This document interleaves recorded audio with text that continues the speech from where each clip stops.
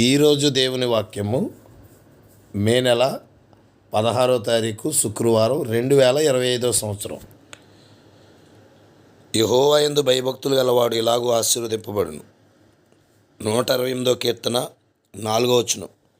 ప్రియమైన వాళ్ళారా, అద్భుతమైన విషయాన్ని మనం చూస్తున్నాం.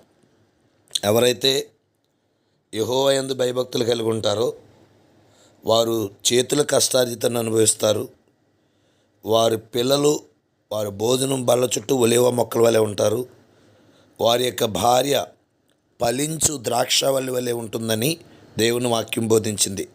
యెహోవా యందు భయభక్తులు గలవారు ఈ విధంగా ఆశీర్వదించబడతారు. ప్రార్థన చేద్దాం. ప్రేమగల తండ్రి, మీరు ఇచ్చినటువంటి మంచి ఉదయాన్ని బట్టి కృతజ్ఞతలు.